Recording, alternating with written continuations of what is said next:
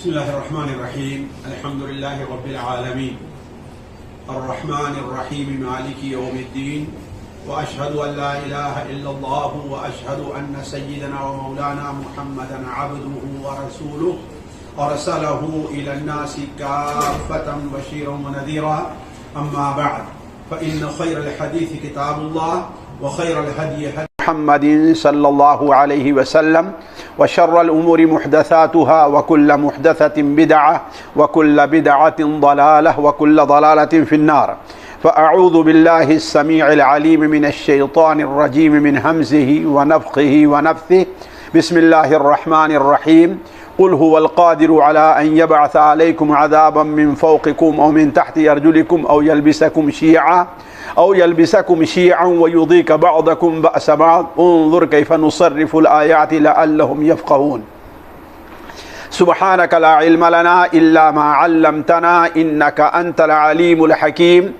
رب اشرح لي صدري ويسر لي أمري واحلل عقدة من لساني يفقه قولي واحلل عقدة من لساني يفقه قولي عزیز ساتھیو، قابل احترام پیارے بھائیو، السلام علیکم ورحمۃ اللہ وبرکاتہ۔ آج کئی سالوں سے یہ چیز مشاہدے میں ہے کہ اس دنیا میں رہ کر کے مختلف قسم کی قدرتی اور آسمانی آفتوں کا سابقہ لوگوں کو پڑ رہا ہے۔ کہیں زلزلے ہیں تو کہیں سیلاب ہے، کہیں خشک سالی ہے تو کہیں مہنگائی ہے، کہیں طوفان ہے اور تو کہیں ناقابل علاج بیماریوں کا تسلط ہے۔ یہ ایسی چیز ہیں جس کا مشاہدہ ہر انسان کر رہا ہے۔ اس سلسلے میں مجھے آپ کے سامنے آج دو تین باتیں رکھنی ہیں جو میں سمجھتا ہوں کہ وقت کے لحاظ سے یا جن حالات سے اس وقت ہمارے ملک گزر رہے ہیں ان حالات کے پیش نظر ان چیزوں پر توجہ دینا بہت ضروری چیز ہے۔ دیکھیے، پہلی بات تو یہ سامنے رکھنے کی ہے کہ نبی کریم صلی اللہ علیہ وسلم نے ایک پیشین گوئی کی ہے جو صحیح حدیثوں میں موجود ہے۔ وہ پیشین گوئی یہ کہ آپ صلی اللہ علیہ وسلم نے ارشاد فرمایا کہ قیامت سے پہلے عجیب و غریب چیزوں کا ظہور ہوگا۔ ظہور ہی نہیں بلکہ کثرت ہوگی۔ مثال کے طور پر زلزلے پہلے بھی تھے، خشک سالی کا معاملہ پہلے بھی تھا، سیلاب پہلے بھی آیا کرتے تھے، لیکن ان کی کثرت ہو جانا اور روزانہ کہیں نہ کہیں سے ہر صبح کو ہر شام کو کہیں نہ کہیں سے اس قسم کی خبروں کا عام ہونا، یہ پہلے یہ چیز تاریخ کے اندر یہ نہیں ملتی ہے۔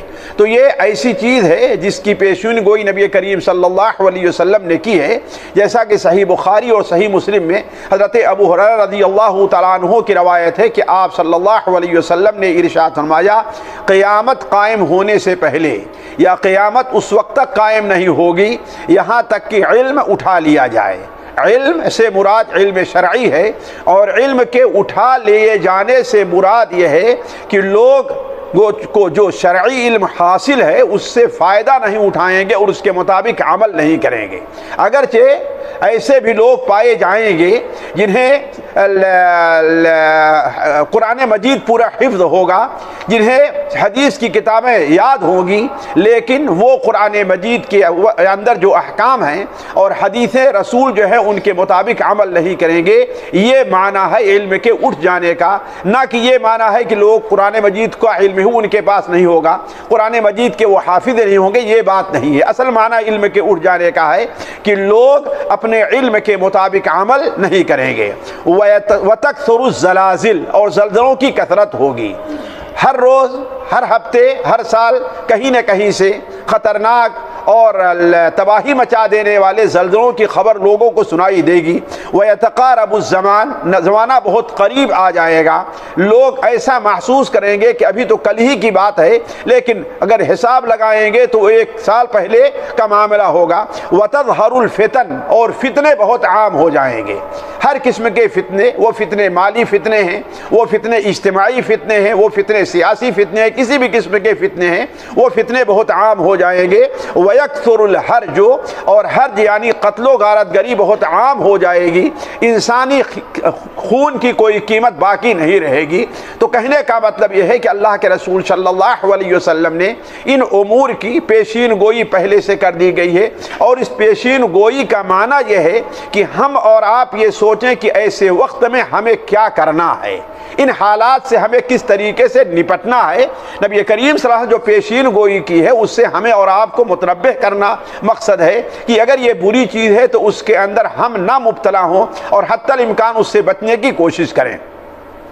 دوسری بات مجھے آپ کے سامنے یہ رکھنی ہے کہ ایک چیز یہاں پر عام طور پر سوالہ اٹھتا ہے، اور اخبار میں لکھنے والے لوگ یا وہ لوگ جن کے دل کے اندر ایمان نہیں ہے، یا ایمان تو ہے لیکن حقیقی ایمان نہیں ہے، ان کے سامنے اپنی کوئی سیاسی مجبوری ہے، ان کے سامنے اپنی کوئی اقتصادی مجبوری ہے یا کوئی بھی چیز ہے، تو اس قسم کی چیزیں جو پیش آتی ہے تو اس کے بارے میں بڑی آسانی سے بڑا ایزی لے لیتے ہیں وہ کہ یہ تو اللہ تبارک و تعالیٰ کا نظام ہے جو ہمیشہ سے چل رہا ہے اور چلتا آئے گا، طوفان آتے رہے ہیں، برساتیں ہوتی رہی ہیں، سیلاب آتے رہے ہیں، قحط سالی پڑتی رہی ہے، اس کا اس بارے میں کوئی دخل انسان کے اپنے عمل کا نہیں ہے۔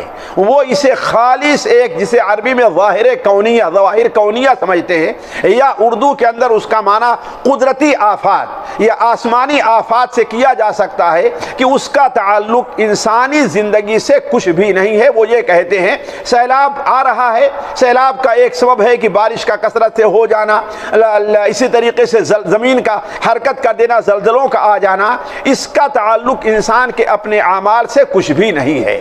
اور اس کے لیے یہ دلیل بھی دیتے ہیں کہ اگر یہ جو قدرتی آفات آ رہی ہیں، اگر یہ اللہ تبارک و تعالیٰ کا عذاب ہے تو اس میں بہت سے جانور، بہت سے حیوانات بھی کام آ جایا کرتے ہیں، آخر ان کا گناہ کیا ہے؟ ایسے بہت سے معصوم بچے جن کا اپنا کوئی گناہ نہیں ہوتا وہ بھی ایسی بیماریوں میں کام آ جاتے ہیں، ایسے زلزلے کے اندر وہ مر جایا کرتے ہیں، طوفان میں وہ بہہ جایا کرتے ہیں، آخر ان کا کیا گناہ ہے اگر یہ انسان کے گناہوں کی سزا ہے؟ تو اس قسم کی وہ دلیلیں بھی پیش کرتے ہیں۔ اس سلسلے میں اصل چیز یہ ہے کہ انہوں نے ان حکمتوں پر توجہ نہیں دی جو حکمت اللہ تبارک و تعالی نے ان قدرتی آفات کی رکھی ہے، اور ان اسباب کی طرف توجہ نہیں دی جو اسباب حقیقی طور پر اللہ تبارک و تعالی نے ان قدرتی آفات کے بارے میں رکھی ہے۔ اور میں یہی 2 یا 3 چیزیں آج آپ کے سامنے رکھوں گا۔ پہلی چیز یہ ہے کہ ہم یہ دیکھیں کہ آسمانی جو آفتیں آتی ہیں، قدرتی جو آفتیں آتی ہیں، ان کے اسباب کیا ہیں، یہ بڑے اختصار کے ساتھ۔ اور دوسری چیز یہ ہے کہ اس کے پیچھے اللہ تبارک و تعالیٰ کی کیا حکمتیں رکھی ہیں۔ اللہ تبارک و تعالیٰ حکیم ہے، ظاہر بات ہے اس کا کوئی کام حکمت سے خالی نہیں ہے۔ تو اللہ تبارک و تعالیٰ نے یہ جو سیلاب بھیجا، اللہ نے جو زلزلے اللہ تعالیٰ نے پیدا کیے، یہ بیماری جو اللہ تعالیٰ نے پیدا کی، اور اس میں بہت سے ایسے لوگ ہیں جو بے گناہ ہیں، وہ بھی کام آ رہے ہیں، تو اس کے پیچھے اللہ تبارک و تعالیٰ کی حکمت کیا ہے۔ اور اس کے بعد جو ہے تیسری چیز یہ ہے مجھے جو آپ کے سامنے رکھنی ہے وہ یہ ہے کہ وہ یہ ہے کہ آخر ہمیں اس سلسلے میں کیا کرنا چاہیے۔ یہ 3 باتیں ہیں جو مجھے آپ کے سامنے رکھنی ہے۔ پہلی چیز یہ ہے کہ ہم یہ دیکھیں کہ آخر قدرتی آفات جو آتی ہیں اس کے اسباب کیا ہوتے ہیں، اور دوسری چیز یہ ہے قدرتی آفات جو ہے اس کے اندر اللہ نے کیا حکمتیں اور کیا عبرتیں رکھی ہیں، اور تیسری چیز یہ ہے کہ ہمیں کیا کرنا چاہیے۔ وقت بہت کم ہے لیکن میں اختصار کے ساتھ آپ کے سامنے یہ 3 باتیں رکھنا چاہتا ہوں۔ دیکھیے، یہ قدرتی آفتیں ہیں، مثال کے طور پر زلزلہ ہے، مثال کے طور پر سیلاب ہے، مثال کے طور پر وبائی بیماریاں ہیں، مثال کے طور پر خشک سالی ہے، مثال کے طور پر اس قسم کی جتنی بھی چیزیں، ظالموں کا تسلط ہے، قتل اور غارت گری ہے، یہ جو چیزیں پیش آ رہی ہیں، اس کے ساتھیوں دیکھیے 2 قسم کے اسباب ہیں۔ ایک مادی اور ظاہری اسباب ہیں جسے اہل دنیا اسے محسوس کرتے ہیں، البتہ اس کے کچھ غیر مادی اور معنوی اسباب ہیں جسے صرف اہل ایمان اور اللہ والے ہی محسوس کر سکتے ہیں، یا اس کی طرف رہنمائی ہمیں آپ کو قرآن اور حدیث سے ملتی ہے۔ مثال کے طور پر آپ کے سامنے یہ رکھیں، سیلاب ہے، یہ طوفانی بارشیں ہیں، سیلاب کا ایک بہت بڑا سبب جو لوگوں کے سمجھ میں آ جاتا ہے وہ یہ ہے کہ کثرت سے بارش ہو جانا ہے، لیکن یہ ایسی بارش کیوں ہوئی جو انسان کے لیے وبا اور بلا کا سبب بنی، یہ اس کی حقیقی وجہ کیا ہے، یہ چیز ہمیں اللہ تبارک و تعالیٰ کی کتاب اور نبی کریم صلی اللہ علیہ وسلم کی سنت سے معلوم ہو سکتی ہے۔ مثال کے طور پر اس دنیا میں جو سب سے بڑا طوفان آیا تھا حضرت نوح علیہ السلام کے زمانے میں تھا، وہ طوفان جس کی مثال اس دنیا میں دیکھی نہیں گئی ہے، وہ طوفان جس سے اللہ تبارک و تعالی نے صرف انہی چند لوگوں کو محفوظ رکھا ہے اور چند جانوروں کو محفوظ رکھا ہے جو حضرت نوح علیہ السلام کی کشتی میں سوار ہو گئے ہیں، اس کے علاوہ اللہ تبارک و تعالی نے اس روئے زمین پر کسی چلتے ہوئے کسی جانور کو نہیں چھوڑا ہے۔ اس کا ظاہر بات ہے ایک ظاہری سبب تھا اور اس کا ایک باطنی سبب ہے۔ ظاہری سبب ہے اللہ تعالی وہ جو لوگوں کو معلوم ہوا وہ یہ ہے کہ آسمان سے نہ رکنے والی بارش شروع ہو گئی اور زمین سے پانی چشموں کے طور پر ابلنا شروع ہو گیا، یہ اس کا ظاہری سبب تھا جسے لوگوں نے دیکھا اور سمجھا ہے۔ لیکن آخر اس طوفانی بارش کی اور زمین سے پانی کے ابل پڑنے کی حقیقی وجہ کیا ہے؟ ظاہر بات اس کی ایک اور وجہ بھی ہے جس کا ذکر قرآن مجید میں نے کیا ہے، چنانچہ اللہ تبارک و تعالی فرماتا ہے مما خطیئاتہم اغرقوا فادخلوا نارا فلم یجدوا لهم من دون اللہ انصارا۔ یہ جو آسمان سے بارش نازل ہوئی ہے اور زمین سے سب سے پہلے تندور سے جو پانی ابلنا شروع ہو گیا ہے، آسمان سے بارش اور زمین سے پانی جب دونوں پانی ایک ساتھ مل گیا ہے تو اس کی وجہ سے ایسا طوفان آیا کہ صرف مکانات نہیں، صرف درخت نہیں بلکہ پہاڑ بھی ڈوب گئے ہیں۔ تو آخر اس کی وجہ ایک تو یہی ہے کہ آسمان سے بارش ہوئی اور زمین سے پانی ابلنا شروع ہوا، لیکن حقیقت میں اس کی وجہ کیا تھی؟ آخر اللہ تبارک و تعالی نے اس بارش کے نظام میں عام سالوں کے مقابلے میں تبدیلی کیوں کر دی ہے؟ اللہ تبارک و تعالی نے پہاڑوں سے چشمے ابالنے کے بجائے لوگوں کے گھروں سے اور لوگوں کے تندوروں سے پانی کیوں ابلنا شروع ہو گیا ہے؟ آخر اللہ تعالیٰ نے یہ نظام کیوں رکھا ہے، یہ کام کیوں کیا ہے؟ اس کی وجہ کیا ہے؟ مما خطیئاتہم، مما خطیئاتہم، یہ ہوا ہے ان کے اپنے گناہوں کی وجہ سے، اللہ کی نافرمانی کی وجہ سے، اللہ کے رسولوں کی نافرمانی کی وجہ سے ان کے اوپر گویا یہ عذاب آیا ہے۔ تو معلوم یہ ہوا کہ یہ آفتی قدرتی آفتیں جو آتی ہیں اس کا ایک سبب ہے جو ظاہر ہے، جس کو ہر انسان پہچانتا ہے، چاہے بیماری کی شکل میں ہو، ایسے جراثیم کا پیدا ہو جانا ہے، لیکن باطنی سبب ہوتا ہے کہ آخر یہ جراثیم جو آج سے 10 سال پہلے نہیں تھا اور پہلے تھا تو یہ جراثیم جو دبا ہوا تھا آخر آج اس کی کثرت کیوں ہو گئی؟ اس کی وجہ کیا ہے؟ یہ ایسی چیز ہے جس کے اوپر لوگوں کی نظر نہیں جاتی ہے اور ہمیں اور آپ کو اسی پر توجہ دینی ہے۔ دیکھیے اس سلسلے میں سب سے پہلی چیز جو ہے وہ یہ دیکھنا چاہیے کہ اس روئے زمین کے اوپر ظلم کے بازار کا گرم ہونا ہے۔ یہ ظلم چاہے اللہ تبارک و تعالیٰ کے ساتھ ہو، اللہ تبارک و تعالیٰ کے بارے میں ہو کہ اللہ تعالیٰ کے ساتھ کفر کیا جائے اور اللہ تبارک و تعالیٰ کے ساتھ شرک کیا جائے، یا اللہ کی مخلوق کے اوپر یہ ظلم ہو، جس شکل میں بھی ظلم ہوگا اللہ تبارک و تعالیٰ اس کی وجہ سے اس دنیا کے اندر قدرتی آفتوں کی کثرت کر دیتا ہے۔ چنانچہ اللہ تبارک و تعالیٰ نے سورہ النمل کے اندر قوم ثمود پر تبصرہ کرتے ہوئے، جس قوم نے حضرت صالح علیہ السلام کو جھٹلایا، حضرت صالح علیہ السلام کے ساتھ مکر کرنا اور انہیں قتل کرنا چاہا، حضرت صالح علیہ السلام کو جو معجزہ دیا تھا اونٹنی کی شکل میں اس کی کونچیں کاٹ دی اور اللہ تعالیٰ کے نبی اور ان کے خاندان والوں کے اوپر حلہ بولنا چاہا، اللہ تبارک و تعالیٰ ان کے بارے میں فرماتا ہے کہ فانظر کیف کان عاقبۃ مکرہم، اے محمد صلی اللہ علیہ وسلم آپ دیکھیں کہ کیف کان عاقبۃ مکرہم، ان کے اس چال جو نبی کے قتل کرنے کے بارے میں وہ سوچ رہے تھے، نبی کے ساتھیوں کو قتل کے بارے میں جو آپس میں مکر کر رہے تھے، چال چل رہے تھے، فانظر کیف کان عاقبۃ مکرہم، آپ دیکھیں کہ ان کے مکر کا نتیجہ خود کیسے نکلا کہ انا دمرناہم وقومہم اجمعین، ہم نے انہیں اور ان کی قوم کو ہلاک اور تباہ کر کے رکھ دیا ہے، فتلک بیوتہم خاویہ، یہ ان کے گھر یہ ان کی آبادیاں، یہ ان کی بلڈنگیں تم کو ویران دکھ رہی ہیں، تو اس کی وجہ کیا ہے؟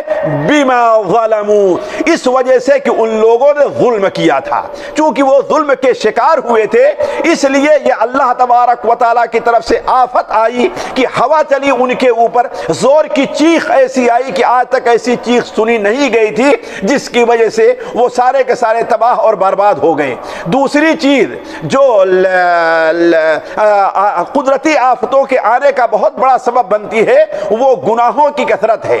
دیکھیے گناہوں کا وجود نہیں ہے، گناہ ہر زمانے میں پایا گیا ہے، زنا ہر زمانے میں پایا گیا ہے، سود ہر زمانے میں پایا گیا ہے، جھوٹ ہر زمانے میں پایا گیا ہے، ناحق قتل ہر زمانے میں پایا گیا ہے، لیکن یہ چیز اس قدر عام ہو جائے کہ ایک ظاہرہ کی شکل اختیار کر لے کہ بسا اوقات لوگ اسے برائی ہی نہ سمجھیں۔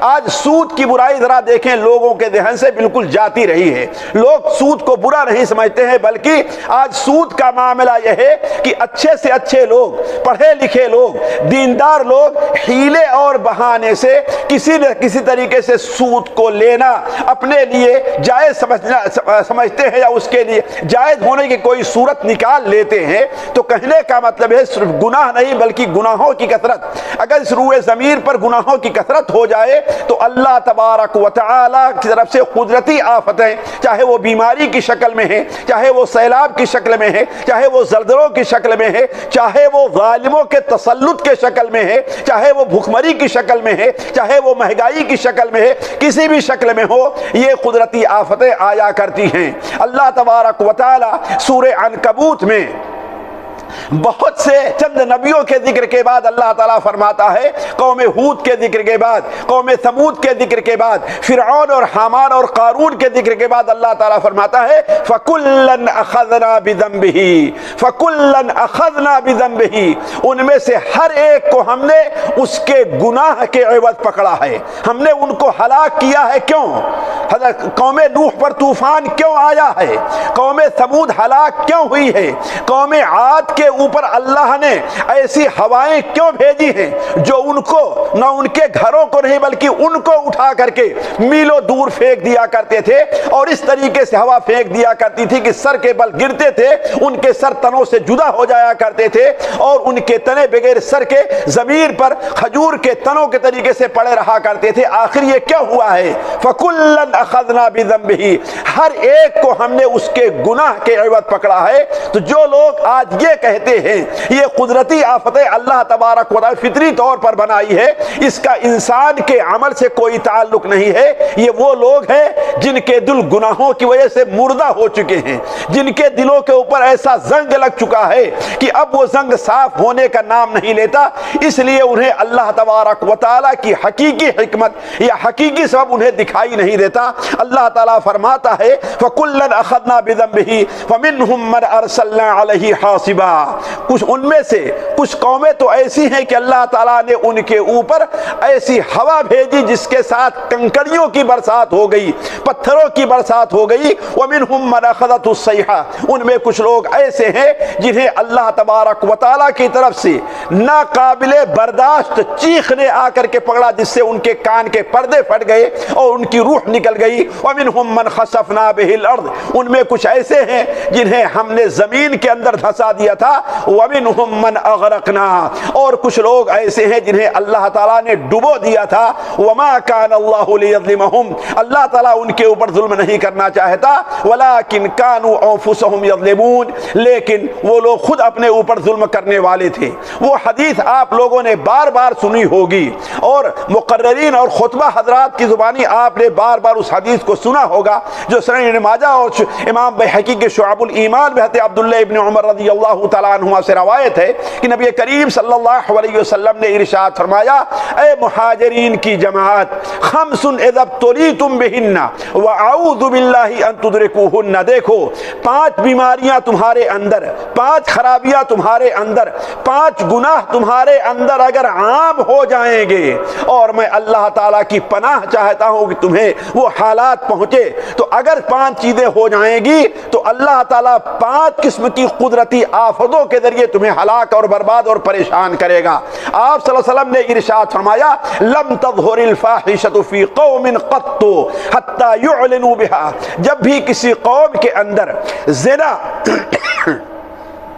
اور زنا سے متعلقہ چیزیں جب بالکل عام ہو جاتی ہیں، یہاں تک کہ لوگ اس کا علی اعلان ارتکاب کرنے لگے، حکومتیں زنا کے لیے اڈے بنانا شروع کر دیں، حکومتیں زانیوں کی پشت پناہی کرنا شروع کر دیں، حکومتیں زنا کے لیے جب لائسنس دینا شروع کر دیں، حکومتیں جب زنا کرنے والے لڑکے اور زنا کرنے والی لڑکیوں کو معاف کرنا شروع کر دیں، جب ایسی صورت ہوگی تو فشا فیہم الطاعون والاوجاع التي لم تكن مضت في اسلافهم الذين مضوا، تو ان کے اندر طاعون اور ایسی بیماریاں پیدا ہو جائیں گی، جو بیماریاں ایسی بیماریاں عام ہو جائیں گی جو ان کے بزرگوں کے اندر وہ بیماریاں نہیں پائی جاتی تھی۔ ولم ينقص المكيال والميزان، اور جب کسی قوم کے لوگ، کسی جماعت کے لوگ، کسی ملک کے لوگ ناپ اور تول میں کمی کرنا شروع کر دیں، اور یہ بات دیکھیں کہ آج کس قدر عام ہے، ایک چیز آپ خریدنے جائیں وہ سپر کوالٹی سے نیچے کوئی چیز ہوتی نہیں چاہے جتنی گھٹیا ہو، یہ بھی ناپ تول میں کمی کی ایک صورت ہے کہ جو حقیقت ہے آپ اس کو بیان نہیں کر رہے ہیں۔ تو جب کوئی قوم ناپ اور تول میں کمی کرنا شروع کر دیتی ہے تو اللہ تعالیٰ ان کے اوپر 3 قدرتی عذاب بھیجتا ہے۔ ایک عذاب تو یہ رہتا ہے کہ ان کے اوپر قحط سالی مسلط ہو جایا کرتی ہے، دوسرا عذاب یہ ہوتا ہے کہ ان کے یہاں مہنگائی بہت عام ہو جایا کرتی ہے، اور تیسرا عذاب یہ ہوتا ہے کہ ان کے حاکم ان کے اوپر ظلم کرنا شروع کر دیتے ہیں۔ وَلَمْ يَمْنَعُوا زَكَاةَ أَمْوَالِهِمْ، اور تیسری چیز آپ نے بیان فرمائی جب لوگ اپنے مال کی زکوٰۃ دینا بند کر دیں گے تو اللہ تبارک و تعالیٰ ان کے اوپر آسمان سے بارشوں کو روک لے گا۔ جب اللہ تعالیٰ کی مخلوق کے ساتھ مہربانی کرنا چھوڑ دیں گے تو اللہ ان کے اوپر سے رحمتوں کی بارش روک لے گا۔ اگر اللہ تبارک و تعالیٰ کے کچھ جانور اس دنیا میں نہ ہو، چوپائے نہ ہو، تو اللہ تعالیٰ آسمان سے ایک قطرہ بارش بھی نازل نہ فرمائے۔ وَلَمْ يَنقُصُوا عَهْدَ اللَّهِ وَعَهْدَ رَسُولِهِ، اب جب کوئی قوم اللہ اور اس کے رسول کے عہد کو توڑ دیتی ہے، اللہ تبارک و تعالیٰ کا عہد ہے کہ میری عبادت کرو اور صرف میری عبادت کرو، اللہ کے رسول صلی اللہ علیہ وسلم کا عہد ہے کہ میری اتباع کرو، اور تم اس کلمے کو اپنا ہرد جان بنا لو کہ رضیت باللہ ربا وبالاسلام دینا وبمحمد نبیا، تو اس کے ذریعے سے جو آپ نے عہد لیا ہے، لا الہ الا اللہ محمد رسول اللہ پڑھ کر کے جو آپ نے عہد کیا ہے، اگر اس عہد کا پاس لحاظ نہیں کرتے تو اللہ تعالیٰ ان کے اوپر غیر ان کے علاوہ کسی اور قوم کے ظالموں کو اللہ تعالیٰ مسلط کر دیتا ہے، جو ان کے پاس جو کچھ مال رہا کرتا ہے، جو کچھ ان کی عزت رہا کرتی ہے، اس کو ختم کر دیتے ہیں۔ اور 5ویں چیز آپ نے بیان فرمائی، جب کسی قوم کے حاکم لوگ اللہ کی کتاب کو چھوڑ کر کے اپنے بنائے ہوئے قوانین کے مطابق حکومت کرنا شروع کر دیتے ہیں،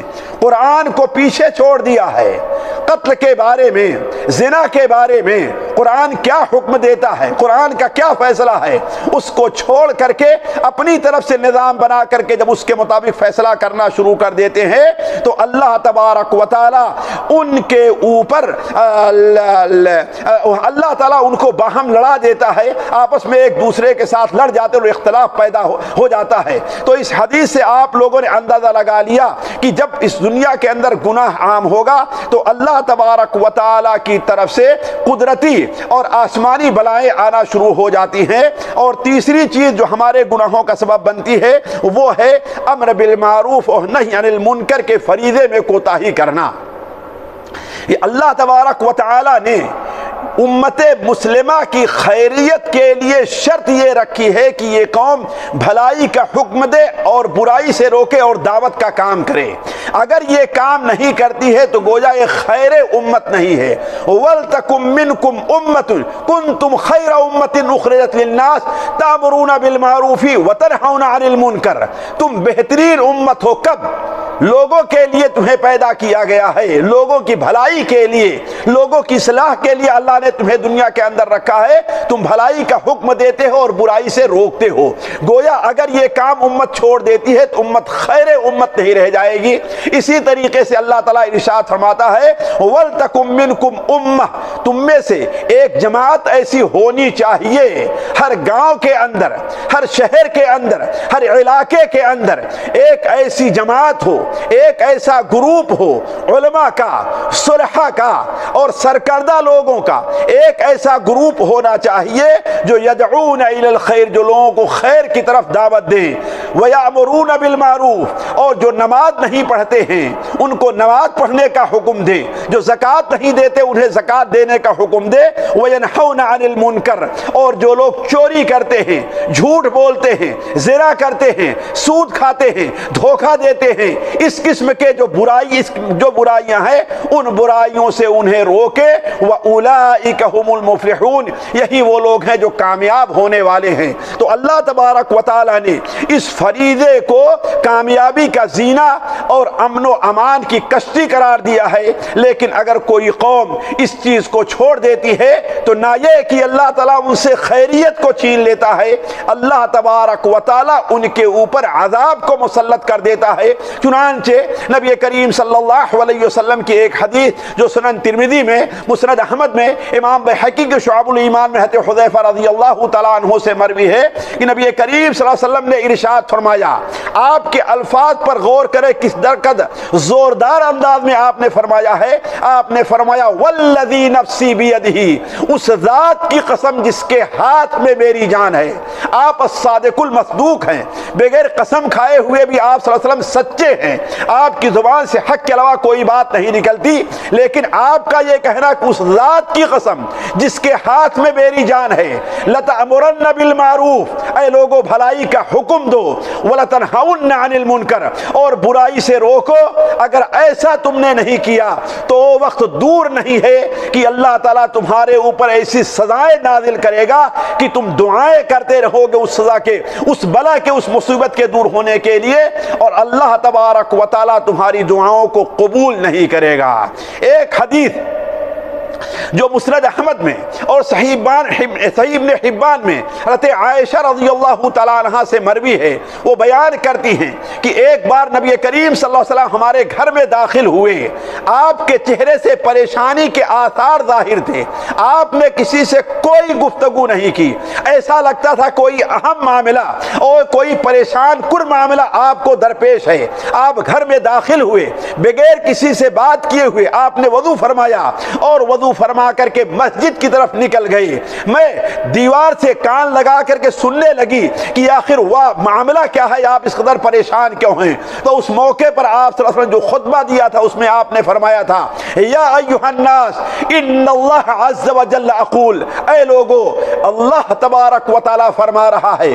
گویا اس موقع پر اللہ تعالیٰ نے نبی صلی اللہ علیہ وسلم طرف یہ وحی کی تھی کہ آپ کی قوم اگر یہ کام نہیں کرتی ہے تو ہم ان کے اوپر ایسا عذاب لے آئیں گے، اس عذاب کے نازل ہونے کے بعد وہ دعائیں کریں گے، اس عذاب کے دور ہونے کے ہم سے مانگ کریں گے، لیکن ہم ان کی بات کو نہیں سنیں گے۔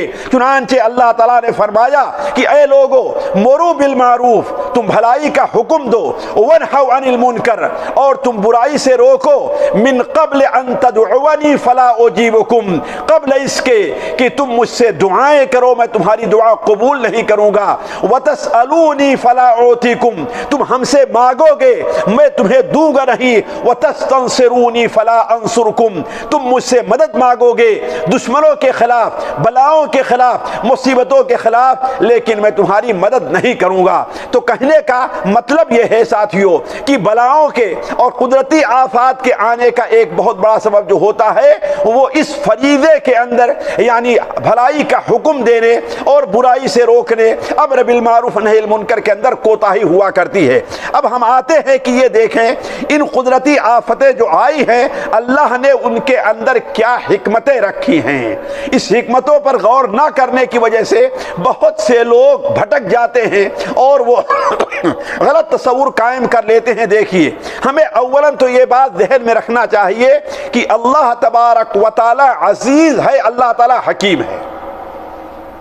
قرآن مجید میں ایک جگہ نہیں، دو جگہ نہیں، متعدد جگہ اللہ تبارک و تعالیٰ کا یہ دونوں نام ایک ساتھ آئے ہوئے ہیں۔ وَاعْلَمُوا أَنَّ اللَّهَ عَزِيزٌ حَكِيمٌ، وَاللَّهُ عَزِيزٌ حَكِيمٌ، اللہ تبارک و تعالیٰ عزیز ہے اور حکیم ہے۔ معنی کیا ہے اس کا؟ معنی اس کا یہ ہے، عزیز کا معنی کہ اللہ تعالیٰ جو کام بھی کرنا چاہے، جو چیز بھی اللہ تعالیٰ اس دنیا میں ظاہر کرنا چاہے، دنیا کی کوئی طاقت اس کو روک نہیں سکتی۔ اللہ غالب ہے، اللہ تعالیٰ غالب ہے، عزیز۔ اور یہ بات بھی سمجھو، اللہ تعالیٰ اگر ایسے حالات پیدا کرتا ہے اپنے غلبہ کی وجہ سے، اپنی قوت کی وجہ سے، اپنی جباریت اور قہاریت کی وجہ سے، تو یہ نہ سمجھو کہ وہ لوگوں پر ظلم ہوا کرتا ہے، وہ لوگوں کے حقوق کو چھینا جاتا ہے، نہیں۔ حکیم، اللہ تعالیٰ اپنے کام میں حکیم ہے، اس کے اندر بہت بڑی حکمت ضرور ہوا کرتی ہے۔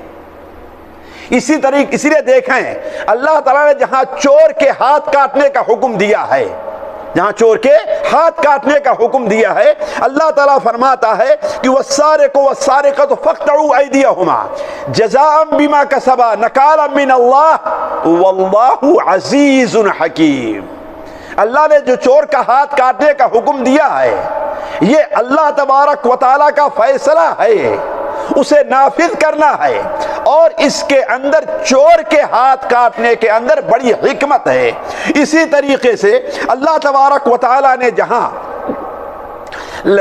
غزوہ بدر کے بعد یا غزوہ احد کے بعد جہاں اللہ تبارک و تعالیٰ نے یہ بات ظاہر کی ہے کہ اے مسلمانوں، یہ نہ سمجھو کہ تم کثرت تعداد کی وجہ سے غالب آتے ہو، تمہیں فتح کا نصیب ہوتی ہے، زیادہ ہتھیار تمہارے پاس سے تم کو فتح نصیب ہوتی، یہ بات نہیں ہے۔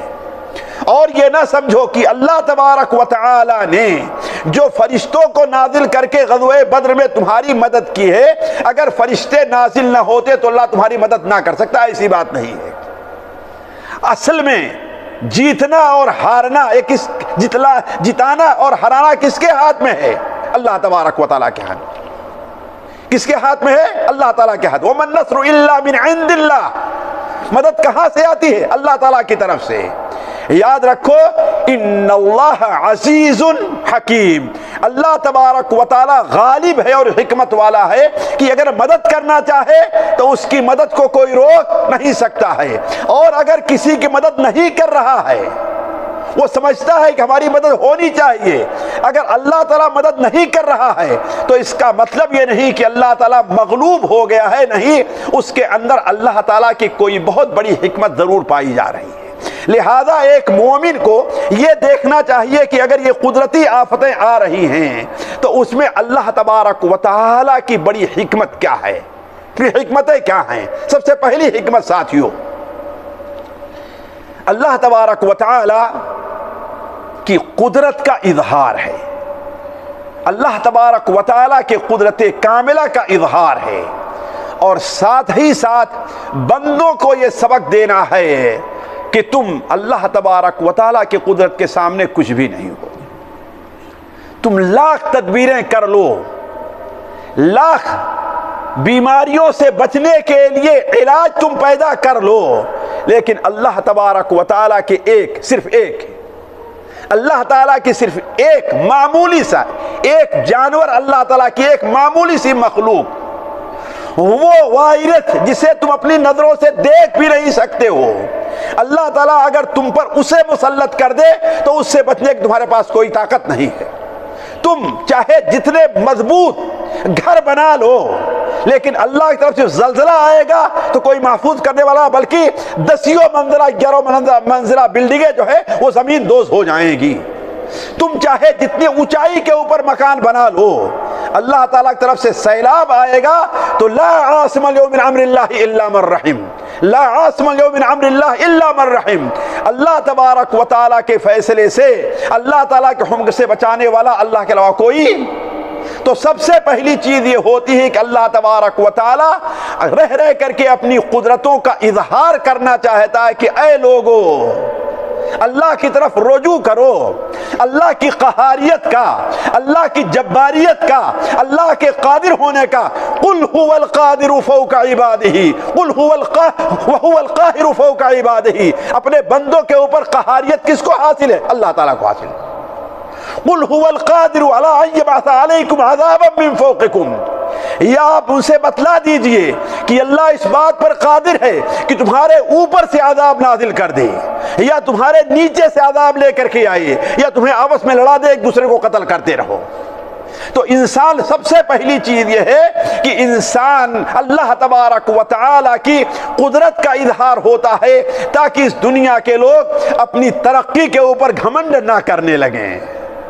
اسی لیے سنن صحیح ابن حبان کی اس حدیث کے اوپر آپ غور کریں، نبی کریم صلی اللہ علیہ وسلم نے ارشاد فرمایا کہ ایک نبی اپنی فوج کو لے کر کے جہاد کے لیے نکلے، اپنی فوج کو لے کر کے جہاد کے لیے نکلے، تو اپنی فوج کی کثرت کو جب دیکھا، ان کے پاس ہتھیاروں کو دیکھا، تو ان کے دل میں آیا کہ اس فوج کے اوپر اب کوئی غالب نہیں آ سکتا ہے۔ چند لمحے کے لیے شاید اللہ تبارک و تعالی کے غلبے کا اصل مدد کس کی طرف سے ہے؟ اللہ کی طرف سے ہے۔ نبی نے کس پر اعتماد کیا؟ اپنی فوج کے اوپر۔ اللہ تعالیٰ نے فرمایا اچھا میں کہاں گیا، میری قدرت کہاں پر ہے؟ اب فیصلہ کر لو، تین چیزوں میں سے ایک چیز تمہاری قوم ساتھ ضرور پیش آئے گی، یا تو تمہاری قوم کے اوپر دشمن کا غلبہ ہو جائے گا، یا تمہاری قوم کے اوپر بھوکمری یہ قدرتی آفت مسلط ہو جائے گی، یا تمہاری قوم کے اوپر کورونا وائرس جیسے بیماری آ جائے گی جس میں لوگ تباہ اور ہلاک ہو جائیں گے۔ نبی نے کہا کہ جب یہ معاملہ ہے تو مجھے اے اللہ مہلت دے کہ میں اپنی قوم سے مشورہ کر لوں کہ ہمیں کیا کرنا ہے، تینوں میں سے کس کا انتخاب کریں۔ ہماری فوج کو ناکامی ہو، دشمن ہمارے اوپر ہم سے جیت جائے، یا کہ ہمارے قوم پر بھوک مسلط کر دی جائے، یا کہ جی عام بیماری آ جائے۔ تو جب نبی نے اپنی قوم سے مشورہ کیا تو نبی قوم کے لوگوں نے کہا آپ اللہ کے نبی ہیں، آپ جو فیصلہ کریں گے ہمیں وہ قبول ہے۔ لہذا وہ نبی اللہ تبارک و تعالیٰ کے لیے نماز پڑھنے کھڑے ہوئے۔ یہ ہے ساتھیو اللہ کی قہاریت کا آپ لوگ اندازہ لگائیے۔ اللہ کے علاوہ اگر اللہ تعالیٰ سے دوری کا معاملہ آئے تو کسی کی کوئی اہمیت نہیں رہا کرتی ہے۔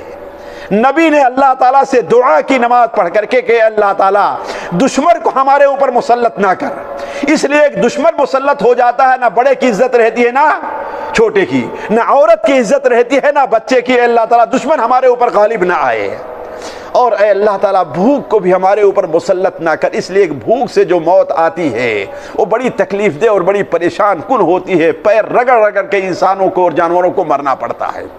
ہاں اے اللہ تبارک و تعالی ہمارے اندر کوئی بیماری پیدا کر دے۔ نبی صلی اللہ علیہ وسلم کا فرمان ہے کہ ایک بیماری ان میں پیدا کی گئی کہ 3 دن میں 70,000 لوگ مر گئے۔ کتنا؟ 70,000۔ قل وهو القاہر فوق عبادہ۔ تو کہنے کا مطلب یہ ہے اس قسم کے جو حالات ہوتے ہیں ان کا سب سے بڑا ایک سبب یہ ہے کہ اللہ تبارک تعالیٰ کی قدرت کا انسان پر یقین رکھے اور ایمان رکھے کہ ہر چیز اللہ کے قدرت کے تحت ہے، اس کی قدرت سے کوئی چیز باہر نہیں ہے۔ اور ہم چاہے جتنی ترقی کر لے جائیں، ہم چاہے جتنا علم کے اندر سائنس میں آگے بڑھ جائیں، طبی طور پر ہے، ہتھیار کے طور پر ہے، یا آمد و رفت کے وسائل کے طور پر ہے، یہ ساری کی ساری چیزیں کہ اللہ تعالیٰ کی قدرت کے نیچے ہیں۔ اگر اللہ تعالیٰ چاہے تو انہیں ایک دن میں مات کر کے رکھ سکتا ہے، جیسا کہ بھی آپ لوگوں نے ماضی قریب کے اندر دیکھا۔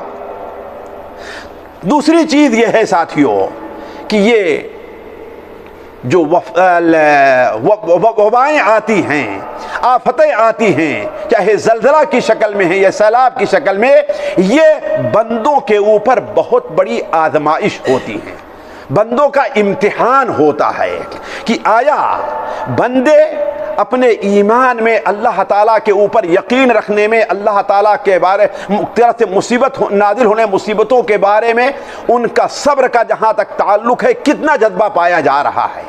اور اسی طریقے سے ایسے لوگوں کو بارے میں یہ بھی واضح ہو جائے کہ آیا گویا ایمان والا کون ہے یا غیر ایمان والا کون ہے، جیسا کہ آگے آ رہا ہے۔ تو پہلی چیز یہ ہوتی ہے کہ آزمائش جس کا دو فائدہ ہوتا ہے۔ پہلی چیز یہ ہوتی ہے کہ اللہ تبارک و تعالی لوگوں کے سامنے واضح کر دے کہ سچا مومن کون ہے اور منافق کون ہے، اور جس نے ایمان کو اپنا یا دینداری کو کس نے اپنا ہتھیار بنا رکھا ہے دنیا کمانے کے لیے۔ اور دوسرا فائدہ یہ ہوتا ہے کہ ایک مومن اپنا محاسبہ کرے کہ آیا یہ ہمارے اوپر جو کیفیت آئی ہے، آیا ہم اس پر اللہ تعالیٰ کے فیصلے پر کہاں تک راضی ہیں اور کہاں تک اللہ تبارک و تعالیٰ کی تقدیر کے اوپر ہماری رضامندی نہیں ہے۔ اللہ تعالیٰ فرماتا ہے ما اصاب مصیبت الا باذن اللہ ومن یؤمن باللہ یہدی قلبہ واللہ بکل شیء علیم۔ اگر کوئی بھی مصیبت آتی ہے تو اللہ تبارک و تعالیٰ کے حکم سے ہے، اللہ تعالیٰ کے حکم سے ہے۔ کوئی بھی چیز، یہ سیلاب جو آیا ہے یہ صرف قدرتی اور فطری چیز نہیں ہے، یہ زلزلہ جو آیا ہے صرف قدرتی اور فطری چیز نہیں ہے، یہ بیماری جو پیدا ہوئی ہے صرف قدرتی اور فطری چیز نہیں ہے، بلکہ یہ سب جو کچھ ہوا ہے ان کے پیچھے ایک ایسی ذات ہے جو اس بارے میں تصرف کرتی ہے، کبھی اسی پانی کو زیادہ کر دیتی ہے، کبھی اسی پانی کو کم کر دیتی ہے، اور کبھی اسی پانی کو مخلوق کے فائدے کے لیے ایک لیبل ایک مستوی میں رکھتی ہے کہ لوگ اس سے فائدہ اٹھائیں۔ یہ تصرف کون کر رہا ہے؟ اللہ تبارک و تعالیٰ کر رہا ہے۔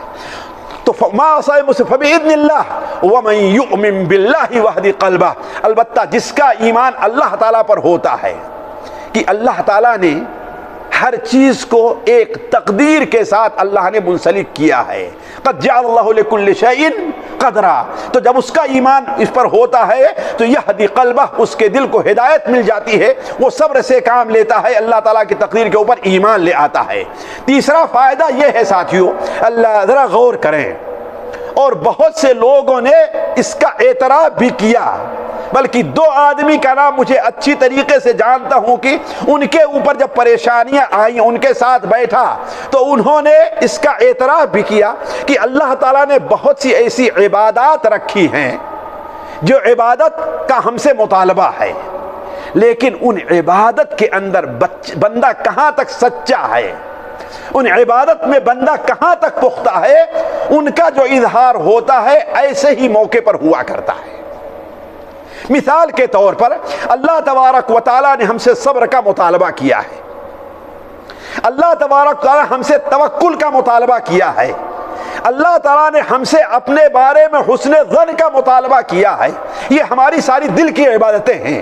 اللہ تعالیٰ نے ہم سے اپنے بارے میں امید کا مطالبہ کیا ہے کہ اللہ سے نا امید نہیں ہونا چاہیے، اللہ تعالیٰ نے ہم سے اخلاص کا مطالبہ کیا ہے۔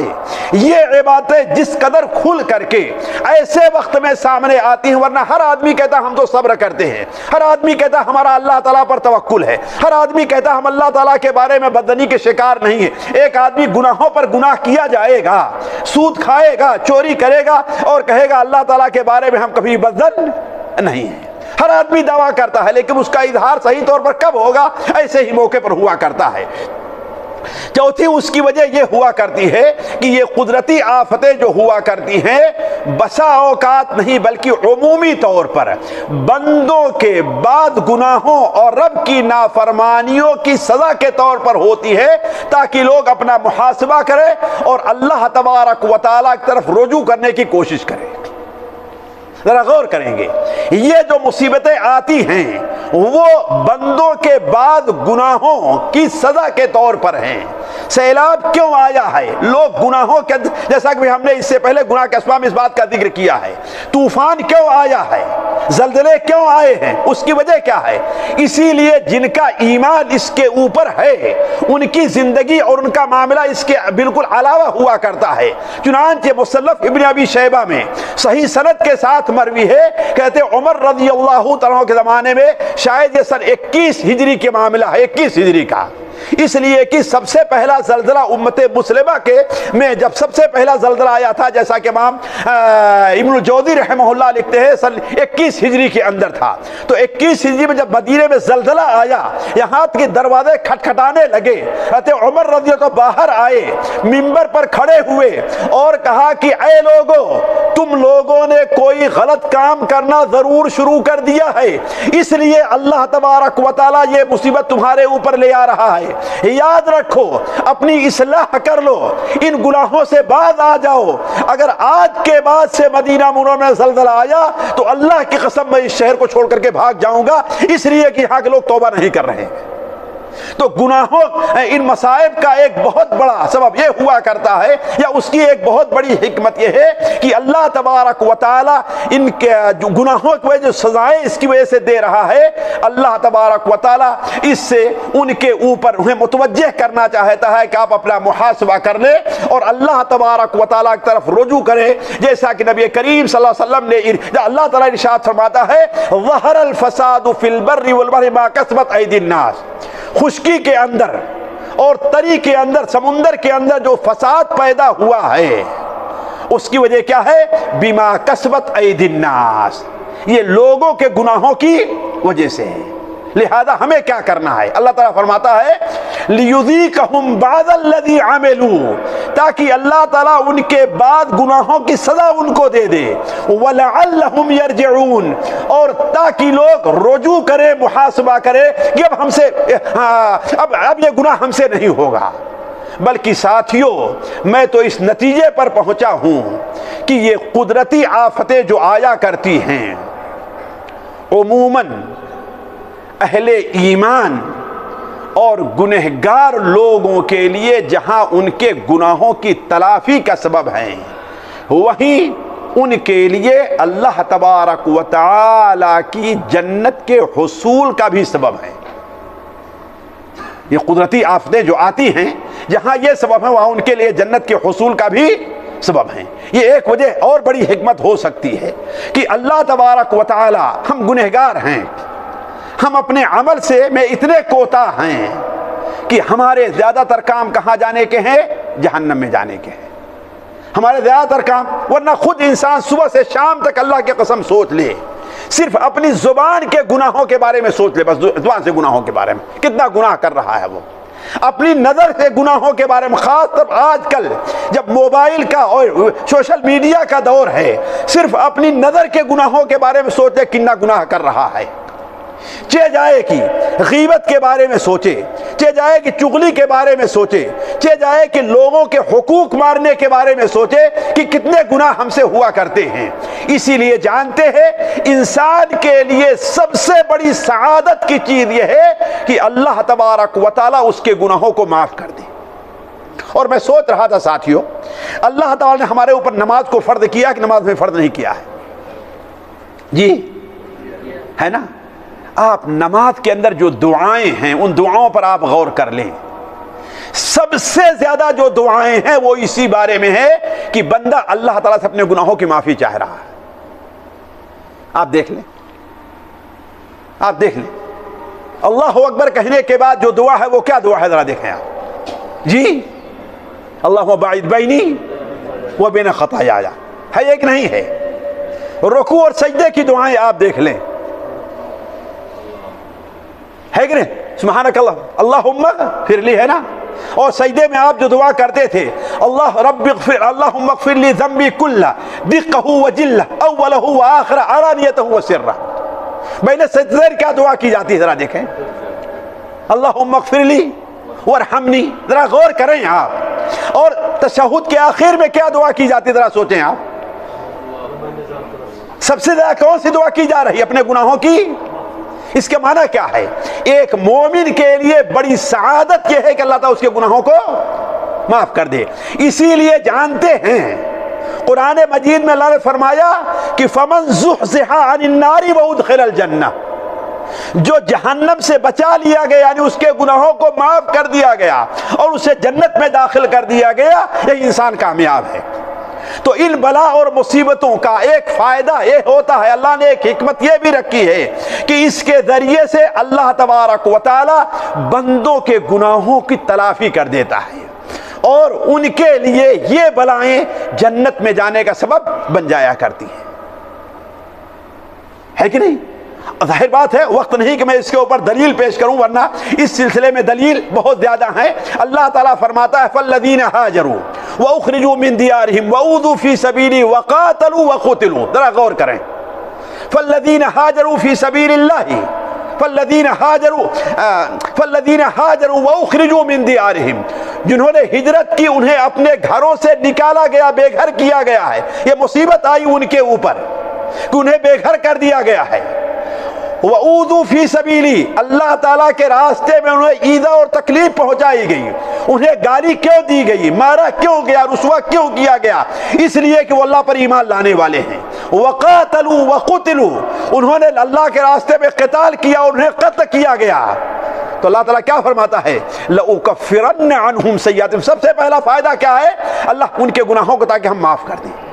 تو ان مصیبت کے اندر، ان بلاؤں اور مصیبتوں کا ایک بہت بڑا فائدہ یہ ہے کہ اللہ تبارک و تعالی ان کے گناہوں کو معاف کرے۔ اور میں یہ سمجھتا ہوں ساتھیوں، ایک مومن کے لیے یہ چیز خیر کی علامت ہوتی ہے کہ اللہ اسے مصیبتوں میں ڈالے اس کے گناہوں کو معاف کرنے کے لیے، بیماری مسلط کرے تاکہ اس کے گناہوں کو معاف کر دے۔ کیوں؟ اس لیے کہ اللہ تعالیٰ اس کے ذریعے سے اسے جو عذاب آخرت میں دینا چاہتا تھا وہ عذاب کہاں دے دیا؟ اللہ نے دنیا ہی کے اندر دے دیا۔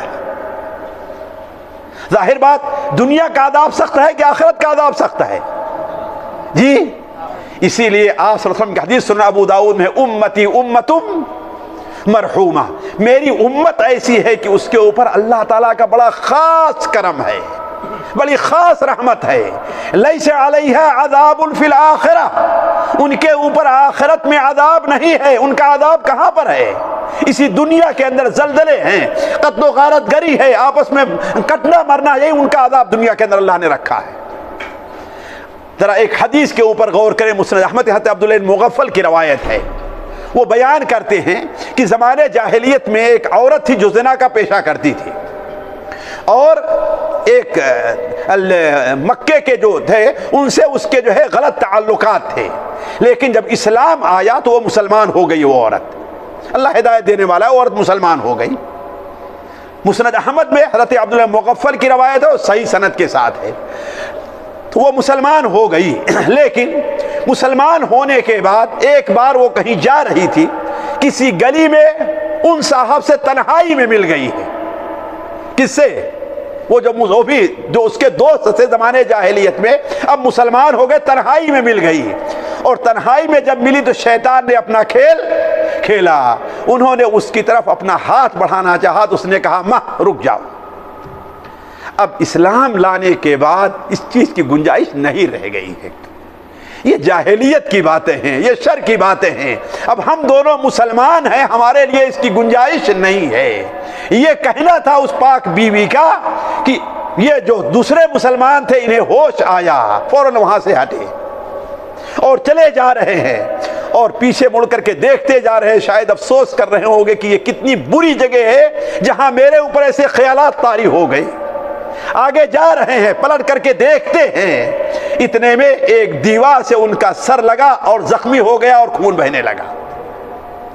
لیکن اس وقت یہ خوبی ساتھیوں یہ تھی کہ اگر ان سے کوئی گناہ ہو جاتا تھا تو دل میں اتنی کڑھن رہتی تھی کہ جب تک نبی صلی اللہ علیہ وسلم سامنے ذکر کر کے اپنا تصفیہ نہیں کرا لیتے سکون نہیں ملتا تھا۔ سیدھے آپ صلی اللہ علیہ وسلم کی خدمت میں آئے اور کہا اے اللہ کے رسول صلی اللہ علیہ وسلم میرے ساتھ یہ معاملہ پیش آیا۔ تو آپ نے کیا فرمایا؟ انت عبد اراد اللہ بک خیرا، تو ایسا بندہ ہے کہ اللہ نے تیرے ساتھ خیر کا ارادہ کیا کہ تیرے اس گناہ کی سزا اللہ جو ہے دنیا ہی میں فوراً دے دی ہے۔ پھر آپ صلی اللہ علیہ وسلم نے بیان فرمایا کہ جب اللہ تعالیٰ کسی بندے کے ساتھ خیر کا ارادہ کرتا ہے تو اسے دنیا کے اندر کیا کرتا ہے؟ جلدی عذاب دے دیتا ہے تاکہ آخرت میں اس کے اوپر عذاب نہ ہو۔ اسی طریقے سے ساتھیوں ان چھٹی بڑی حکمت یہ ہے جس پر کم لوگ توجہ دیتے ہیں، وہ کیا ہے؟ اللہ تبارک و تعالی ان مصیبتوں میں مبتلا کر کے لوگوں کے درجات کو بلند کرنا چاہتا ہے، اس لیے کہ جنت کا ملنا اور ہے اور جنت میں بلند درجات کا حاصل ہونا اور ہے، دونوں دو چیزیں، جنت کا ملنا اور ہے اور درجات کا ملنا اور چیز ہے۔ تو اللہ تعالیٰ ان مصیبتوں میں، چاہے سیلاب کی شکل میں ہے یا زلزلے کی شکل میں ہے یا بیماری کی شکل میں ہے یا دشمنوں کے تسلط کی کسی بھی شکل میں ہے یا قحط سالی ہوئی جس کی وجہ سے پریشانی ہو گئی، اللہ تعالیٰ اس کے ذریعے سے ان کے درجات کو بلند کرنا چاہتا ہے۔ مثال کے طور پر جو آدمی اس سیلاب میں ڈوب کر کے مر جائے، شیخ وہ شہید ہوگا نہیں شہید ہوگا؟ جی، والغریق کو شہید ہے نا۔ زلزلے آئے اور زلزلوں میں زمین کے نیچے دب کر کے مر گیا، اسے شہادت کا مقام ملا کہ نہیں ملا؟ جی ملا کہ نہیں ملا؟ ذرا سوچیں آپ، اس طریقے سے اور قیاس کرتے جائیے تو اللہ تعالیٰ اس ذریعے سے بہت سے لوگوں کے درجات کو بلند کرنا چاہتا ہے۔ یہ وہ حقیقت ہے جو وہ لوگ نہیں سمجھتے جن کے دل مردہ ہو چکے ہیں، نہیں وہ نہیں سمجھ سکتے ہیں۔ تو کہنے کا مطلب یہ ہے کہ اللہ تبارک و تعالیٰ نے بڑی حکمتیں رکھی ہیں، اسی طریقے سے آخری حکمت یہ ہے کہ اللہ تعالیٰ اس کے ذریعے سے ظالموں کو تنبیہ کرنا چاہتا ہے۔ کسی ملک کے اے لوگوں، یہ ہلکا عذاب ہے، اس عذاب کو دیکھ کر کے اس عذاب کو حضرت نوح علیہ السلام کے سیلاب کو یاد کرو کہ جس سیلاب سے کوئی بھی بچے، اس سے تم بچ گئے ہو، اس سیلاب سے کوئی بچ نہیں پائے گا۔ تبھی تو اللہ تعالیٰ اہل مکہ کو متنبہ کرتا ہے وَلَقَدْ أَهْلَكْنَا مَا حَوْلَكُم مِّنَ الْقُرَىٰ وَصَرَّفْنَا الْآيَاتِ لَعَلَّهُمْ يَرْجِعُونَ۔ اے اہل مکہ دیکھو، تمہارے ارد گرد جو بستیاں آباد تھیں، چاہے سمود کے ہوں، تبا کے ہوں، اہل خندق ہوں، جو یہ لوگ آباد تھے، لوط کی آبادی ہو، انہیں اللہ تعالیٰ ہلاک کیا ہے، کس لیے؟ تاکہ تمہیں عبرت حاصل ہونی چاہیے۔ تو آج ہمارے ملک میں 1/3 حصے پہ تو سیلاب آیا ہے، باقی حصے والے لوگ خوشی نہ منائے کہ الحمدللہ ہم بہت امن سے ہیں، ہم سیلاب کی زد سے بہت دور ہیں۔ ایک جگہ زلزلہ آیا، دوسرے لوگ خوشی نہ منائے کہ نہیں ہمارے یہاں زلزلہ نہیں آتا ہے۔ عبرت حاصل کریں کہ وہ زلزلہ جو ملک کے، وہ سیلاب جو ملک کے 1/3 حصے پر، آدھے حصے پر بھی آ سکتا ہے اور پورے ملک کو بھی ڈبا سکتا ہے، تاکہ ظالموں کو عبرت حاصل ہو۔ وہ ملک جو مسلمانوں پر ظلم کر رہے ہیں، اپنے پڑوس کے ملک برما اور سری لنکا کو دیکھیں کس طریقے سے، وہ برما کے لوگ، وہ وہاں کا وزیر اعظم جو فوج کو مسلمانوں کے قتل کے لیے استعمال کرا تھا، آج وہی فوج ان کو جیل میں ڈال، ان کو قتل کر رہی ہے۔ وَلَقَدْ أَهْلَكْنَا مَا حَوْلَكُم مِّنَ الْقُرَىٰ وَصَرَّفْنَا الْآيَاتِ لَعَلَّهُمْ يَرْجِعُونَ۔ ہم آیتیں کھول کھول کے بیان کریں، کیوں؟ لَعَلَّهُمْ يَرْجِعُونَ، تاکہ لوگ اللہ کی طرف رجوع کریں ہیں۔ ساتھیو وقت ختم ہو گیا، میں صرف اشارہ کرتے ہوں ہمیں کیا کرنا چاہیے۔ دیکھیے پہلی چیز یہ ہے، ہمیں اپنے ایمان کی اصلاح کریں، اللہ کی قدرت پر ہمارا ایمان، ہم اس کی اصلاح کریں۔ دوسری ہم عبرت حاصل کریں۔ وَمَا نُرْسِلُ بِالْآيَاتِ إِلَّا تخویفہ، اللہ تعالیٰ جو عذاب آیات بھیج رہا ہے اس کا مقصد کیا ہے؟ لوگوں کو متنبہ کرنا ہے۔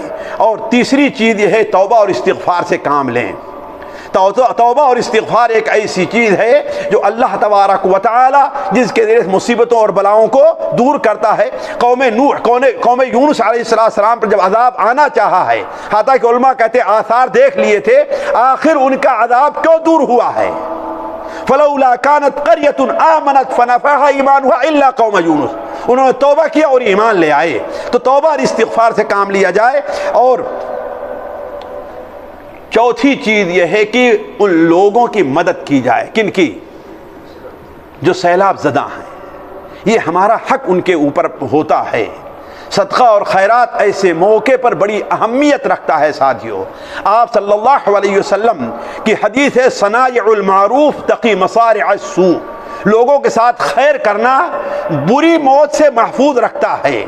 تو ہم صدقہ اور ان کی مدد کریں کہ اللہ تعالی ہمارے اوپر کل یہ سیلاب لے کر کے نہ آئے۔ اور آخری بات یہ ہے کہ ہم ان کے لیے کم سے کم دعائیں تو کر سکتے ہیں کہ نہیں کر سکتے ہیں؟ جی وہ لوگ جو کام آ گئے ہیں اللہ انہیں شہادت کا مقام عطا فرمائے، جو لوگ باقی رہ گئے ہیں اللہ تعالیٰ ان کی حفاظت فرمائے اور ان کی مدد فرمائے، ان کی نو آبادی کا اللہ تعالیٰ انتظام فرمائے۔ ہم ان کے دعا کر سکتے ہیں؟ نہیں کر سکتے ہیں۔ اللہ کے رسول صلی اللہ علیہ وسلم نماز میں ساتھیوں، نماز میں جیسے صحیح بخاری وغیرہ میں ہے، مکہ میں جو مسلمان ظالموں نے جنہیں روک رکھا تھا، ہجرت نہیں کرنے دی تھی، آپ صلی اللہ علیہ وسلم ان کا نام لے کر کے اللہم انجل ولید، اللہم انجل سلمۃ بن ہشام، اللہم انجل ولید ابن الولید، اللہم انجل فلان و فلان فلان، اے اللہ تعالیٰ مکے میں جو کمزور مسلمان ظالموں کے چکی پھرے ان کو تو نجات دے۔ تو ان کے لیے دعا کرنا یہ بھی ہمارا اور آپ کا ایک کام ہے، ہمارا آپ کا ایک اہم مقصد ہونا چاہیے۔ اللہ تعالیٰ سے دعا ہے کہ اللہ تعالیٰ ہمیں اور آپ کو ہر قسم کی مصیبتوں اور پریشانیوں سے محفوظ رکھے۔ اللہ تعالیٰ ہمیں اور آپ کو ہر قسم کے بلا اور مصیبت سے اللہ تعالیٰ امن میں رکھے۔ ہمارے جو بھائی مصیبتوں اور پریشان مبتلا ہیں اللہ تعالیٰ ان کی حفاظت فرمائے، اللہ تعالیٰ ان کی مدد فرمائے۔ جو لوگ اس دنیا سے جا چکے ہیں اللہ تعالیٰ انہیں شہادت کا مقام عطا فرمائے، جو لوگ رہ چکے ہیں اللہ تعالیٰ ان کے گناہوں کا کفارہ بنائے، اللہ تعالیٰ ان کے نو آبادی کے لیے انہیں اپنے ملک، اپنے شہر، اپنے گاؤں واپس جانے کے لیے اللہ تعالیٰ انتظام فرمائے۔ سبحانک اللہم و بحمدک اشہد ان لا الہ الا انت استغفرک و اتوب الیک۔